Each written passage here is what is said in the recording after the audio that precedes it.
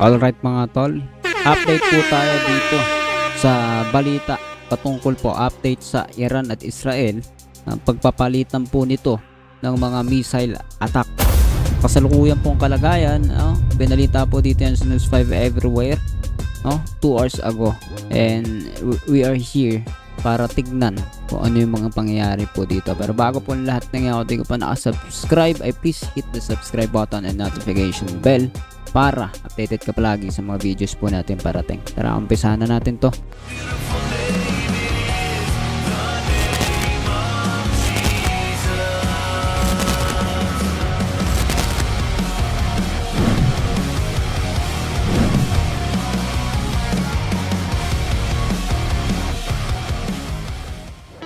Alright mga tol, so sabi po dito sa balita ay pinuntirya ng Israel ang isang TV station sa Iran sa kasagsagan ng live report nito, habang ang Iran naman tinarget ng oil refinery ng Israel.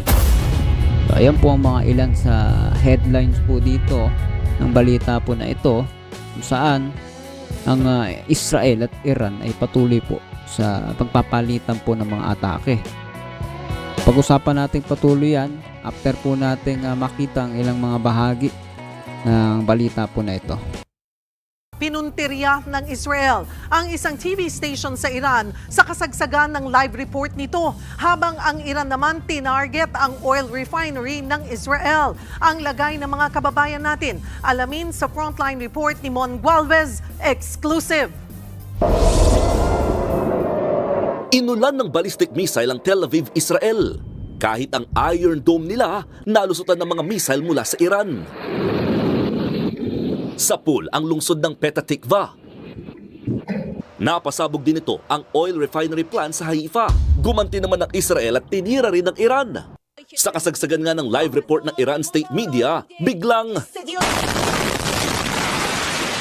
tinamaan ng airstrike ang TV station. Nagmadaling umalis ang anchor sa takot. Sa isa pang video, kitang nasunog ang TV station. Bukod dyan, tinarget din ng Israel ang mga abalang kalsada ng Iran. Ayon sa Israeli Military Forces, napatay nito ang wartime chief of staff ng Iran na si Ali Shadmani, na sinasabing most senior military commander. Wala pang pahayag ang Iran. Dahil sa palitan ng missile, marami ang nag-aal sa balutan sa Iran at Israel, kabilang sa mga apektado ang ilang Pinoy. Sa eksklusibong video na ibinahagi sa News 5 ng OFW sa Israel na si Gwen Igne, ipinakita niya ang sitwasyon ng kanyang inaalaga ang Israeli. Hindi na sila nakababa sa bomb shelter dahil sa sunod-sunod na ballistic missile attack. Ay, Diyos ko po. Ay, Diyos ko po. Ang caregiver na si Cheryl Gutierrez nakarating naman sa bomb shelter. Nabulaga kami past 8. Ayun, nag-alarm na yung mga cellphone namin. So, talagang yung hindi mo alam kung paano ka babangon. Yung mga kasama kong iba po dito, nagba-blackout nga po. Sa ngayon, nakabalik na sa Pilipinas ang 10 OFW na na-stranded sa Dubai Airport matapos ang temporary shutdown ng mga major airports sa rehiyon. Nakauwi na rin ang naunang 18 OFW na na-stranded at may 17 pa raw na uuwi ng bansa. Tutulungan sila ng DMW at OWA. Aabot sa 150 na Pinoy ang gustong ma-repatriate mula sa Israel, habang isa naman sa Iran. Sa ngayon, nagpapagaling na ang 7 sugatang Pinoy sa Israel, kabilang ang 2 kritikal. Nanawagan naman ng DMW sa mga OFW sa Middle East na magdoble ingat, lalo't nakataas sa Alert Level 2 o Restriction Phase doon. Maaaring tumawag sa Hotline 1348 para sa mga hihingi ng tulong. Nagbabalita mula sa Frontline, Mon Gualvez, News 5. Alright mga tol, yan po ang mainit po na balita patungkol po sa kalagayan ngayon, sa lukuyang kalagayan ngayon ng Israel at ng Iran. Napakahalaga po na yung ating pong pagtingin sa mga ganitong bagay ay pagkakaroon po natin ng mas mataimtim na pananalangin po sa mga lugar kung saan apektado po ang mga tao, sibilyan, diba? Nawa yung mga tao ay hindi mapahamak at higit sa lahat ay makatawag po talaga sa Diyos, dahil ito po hindi basta pagkakaroon lamang ng digmaan. Ako po'y naniniwala na ito po'y labanan na po ng paniniwala. Spiritual na, may kasama pong spiritual na mga bagay na po na nakapaloob dito, kasama na rin po mga propesiya maging sa Biblia, 'di ba? Kasi itong namang Israel, ang kanilang mga kalaban ay hindi naman po basta basta-basta gusto lamang yung may interest, kumbaga may hinahanap lang na kondisyones, hindi po eh. I believe ang nais po ng kanilang mga kalaban ay pagbura po talaga, pag-eradicate sa mga Hudyo. Kaya kung magse-search ka po ng maigi talaga, mostly kalaban nila, 'di ba? Mga Arab nations. Ayan lang po yung magkalaban po talaga na matindi sa buong mundo talaga kung titignan po natin.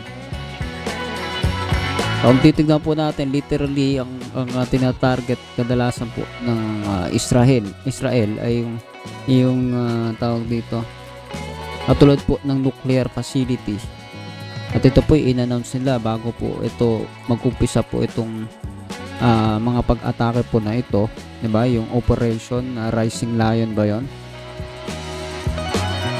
In-announce po 'yan dahil sa impormasyon na sa kanila dumating na ang Iran po ay meron na pong nuclear o nakapagsisimula na ng pagbuo ng nuclear, which is napakabigat pong mass destruction po yun, at hindi lang po yun basta pagpinsala sa sangkatauhan.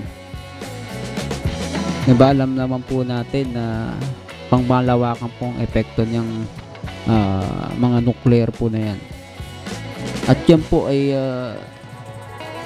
binabantayan po ng Israel. Ayaw po nilang yan ay gagamitin sa pagbura sa kanila. At ano po mangyayari dito, no? Talagang panalangin lang po talaga, dahil marami pong sibilyan, marami pong inosente po ang mga naririyan. Kung minsan may nakikita po tayo sa mga comment section na gusto nila burahin din talaga yung Israel, and ayaw nila, no, iligtas kahit mga inosente doon. Para sa atin po, especially dun sa mga Kristiyano, mananampalataya, no, napakalaga po yung prayers po natin, especially dun sa mga bata, mga inosente, matatanda na hindi madamay dito po sa digmaan na ito, no, at hindi magsalita ang sino man ng masama sa kanyang kapwa, kundi manalangin para sa kapayapaan at kaligtasan ng lahat. Oh, porket galit ka sa mga Israel, iba pati mga inosente nakikita mo, no? Porket galit ka sa Iran, magagalit ka na pati dun sa mga magalit po tayo sa paggawa ng kasamaan natin. Panalangin natin ng mga tao, tumawag sa Diyos, magkaroon ng talagang kaligtasan at hindi kapahamakan na gaya po ng ninanais ng iba sa kanilang kapwa. Ikaw, ano masasabi mo dito sa update kaganapan po na ito sa Iran at Israel? Comment down below, pag-usapan natin patuloy sa comment section, and please do not forget to hit the subscribe button kung bago ka pa lang sa channel natin para updated ka palagi sa mga videos natin parating. Tara, hindi pala tara. See you ulit sa susunod na video. Goodbye.